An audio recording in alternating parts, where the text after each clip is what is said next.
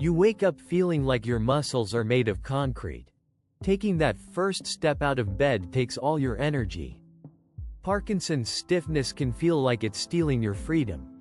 But what if I told you that your brain still has a hidden superpower to fight back, and the medicine isn't just in a pill? It's in how you move. Today, we are exposing. This video is strictly for educational purposes only. Parkinson's disease is a complex neurodegenerative condition. Always consult your neurologist or physical therapist before starting any new exercise routine.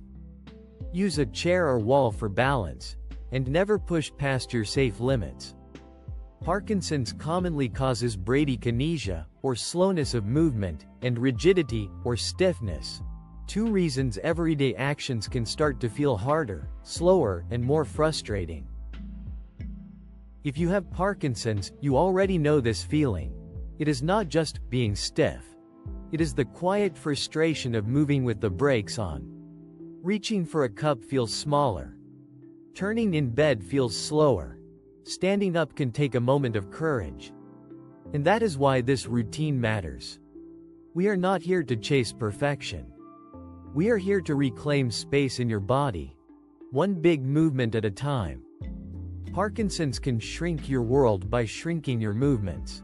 But that does not mean you are powerless today. Parkinson's movement symptoms can include stiffness, slowness, balance problems, and trouble walking. And exercise is widely recommended to help maintain mobility, flexibility, and balance. And a quick note before we start: if you are watching this video for your mom, your dad, or your spouse, I see you. You are doing a great job. This routine is designed to make both of your lives a little bit easier. Caregivers carry so much of the invisible weight in Parkinson's, and the fact that you are here learning with them already tells me something important. You are on the same team. Rehabilitation therapies and regular exercise can help people with Parkinson's maintain independence, improve daily function, and manage symptoms. Now let me name the enemy clearly. Bradykinesia. That means slowness of movement. And rigidity means stiffness. Together, they can make your body feel like it is moving through thick syrup. But here is the hopeful part. Your brain is not finished learning. The brain can adapt, and exercise is one of the strongest ways we know to challenge those movement patterns and keep people active. That is why we use big, intentional movements instead of tiny, cautious ones. In programs built around amplitude-based training, the goal is to help the brain recalibrate what normal feels like, so your body remembers how to move with more confidence. So as we go through this routine, I want you thinking one thing. Bigger is better, safer with support, and more useful for your brain than shrinking away from the movement. Exercise is a core part of Parkinson's care, and amplitude-focused training such as LSVT Big is designed to increase movement size and help people recalibrate perceived movement effort.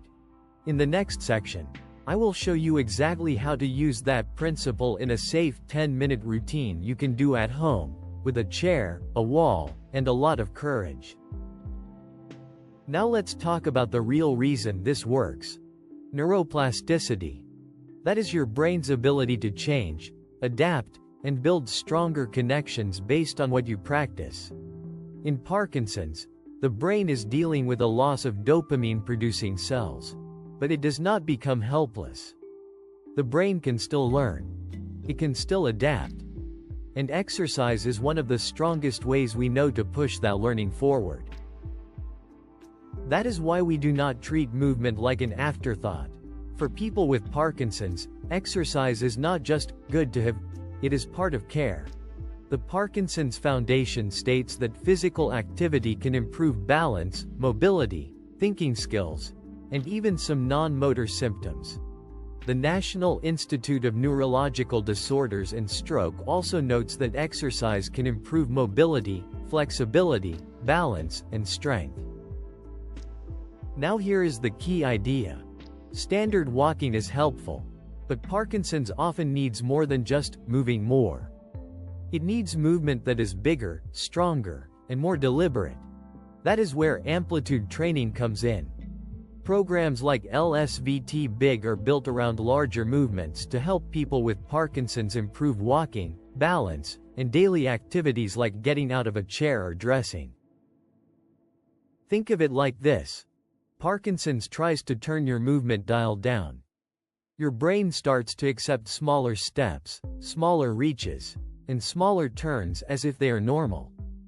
Big movement training turns that dial back up. When you move with more amplitude, you give your brain a stronger signal. This is what a full step feels like. This is what a full reach feels like. Over time, that repetition helps recalibrate how movement is sensed and produced. This is also why programs like Rock Steady Boxing and LSVT Big have become so widely discussed in Parkinson's care. They are both built around the same empowering truth. Your body responds to challenge, and your brain responds to practice. The goal is not to move recklessly. The goal is to move purposefully, consistently, and big enough for the nervous system to notice. So remember this before we start the routine. Movement is information for the brain. The more clearly you practice big, safe, repeatable movement, the more you teach the brain not to settle for small. Next, I will show you exactly how to do that in 10 minutes at home. Alright, now we turn the idea into action.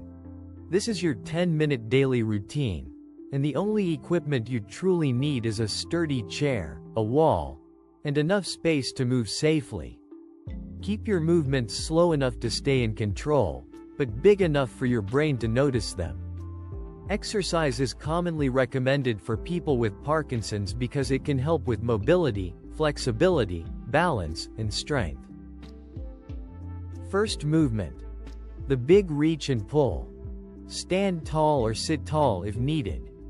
Reach both arms forward, then open wide like you are expanding your chest. Pull your shoulder blades gently back and down. Do that again. Big reach, big open, big reset. This helps fight the rounded, guarded posture that often creeps in with stiffness. Think. Big chest, tall spine, open body. Large amplitude training is designed to increase the size of movement from head to toe, which is the core idea behind LSVT Big. Second movement. The grand step. Hold the chair lightly for balance. Step 1 foot forward with intention, then bring it back. Now step to the side. Then step back. Make the steps clear, loud, and larger than your usual step, not rushed, not shaky, just big. This matters because Parkinson's often makes steps smaller and slower, and training larger steps helps the brain practice a more normal movement pattern. Programs built around amplitude training specifically focus on bigger steps and better movement control. Third movement. The seated twist. Sit safely in the chair with your feet flat. Cross your arms over your chest or place your hands on your shoulders. Now rotate your upper body to one side, come back to center, and rotate to the other side. Keep your head and eyes following the movement if that feels comfortable. This is about helping the trunk stay mobile, because turning matters for getting out of bed, turning in tight spaces, and getting in and out of the car. Research on LSVT Big has documented improved trunk rotation and better bed mobility after treatment. Fourth movement. The sit to stand power lift. Scoot forward. Feet under you. Lean your nose over your toes. Press through your legs and stand up tall. Then sit back down with control.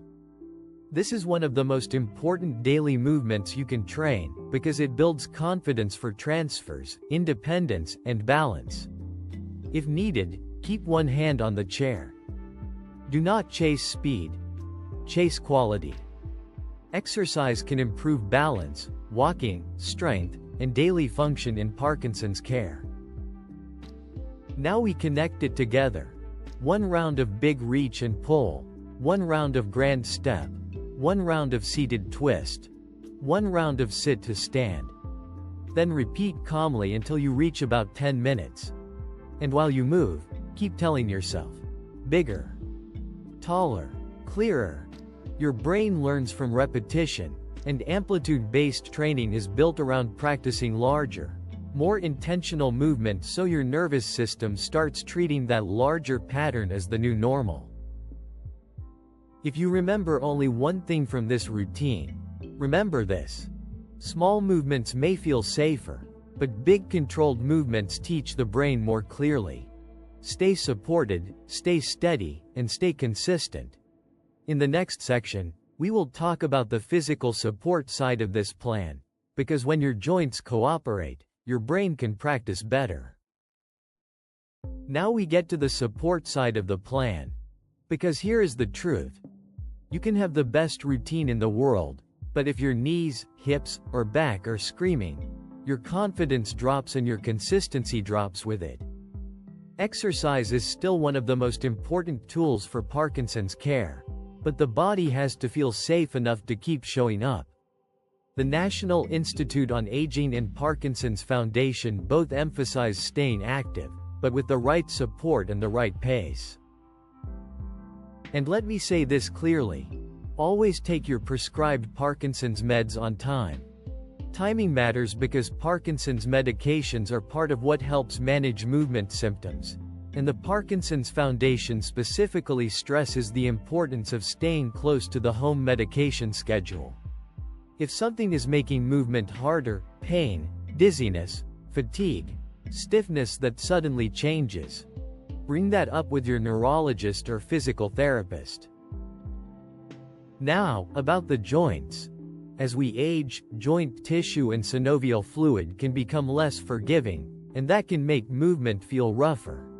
Synovial fluid is the lubricant in some of your joints, and hyaluronic acid is one of the substances that helps that fluid stay slick.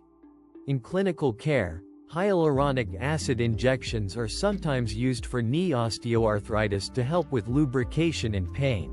But that is a medical treatment, not the same thing as a supplement. So here is the practical takeaway. If joint discomfort is getting in the way of your daily movement work, talk to your clinician about the safest way to support comfort. That may include physical therapy adjustments, medication timing, heat or cold, and in some cases a clinician-approved joint support option. A premium joint support supplement, like Joint Genesis, may be presented as a comfort-focused add-on for some people. But it should never replace medical care, and it should always be discussed with your healthcare team first. The goal is simple. Make it easier to keep doing the movements that help your brain stay active. Exercise can reduce stiffness and improve flexibility, strength, and endurance in arthritis care, and starting slowly with a doctor or physical therapist is recommended. Because the whole point of this plan is not just to move more. It is to move better, more comfortably, and more consistently, so your brain gets the signal it needs, and your body keeps showing up for the work. You made it through the routine, and that matters more than you may think. Parkinson's can be relentless, but every time you choose a big, intentional movement, you're sending your brain a new message. We are not shrinking today. Neuroplasticity is not magic. It is practice. It is repetition. It is showing up even when stiffness tries to talk you out of it. So keep this promise simple. Do something big every day. A reach. A step. A twist. A stand. Not perfect. Not rushed. Just consistent. Parkinson's may try to make you small, but you are going to stay big. Keep moving, keep fighting, and keep rewiring your brain. And if joint discomfort has been making it harder to stay consistent, support that conversation with your clinician and look at the comfort tools that fit your situation. Check the link in the description for the joint support blueprint so you can exercise pain-free. Before you go, one final reminder. This video is for education only and is not medical advice. Parkinson's is a complex condition, and any new exercise plan should be cleared with your neurologist or physical therapist. Use support, move within your safe limits, and stop if anything feels wrong. Thank you for being here. And keep going, one big step at a time.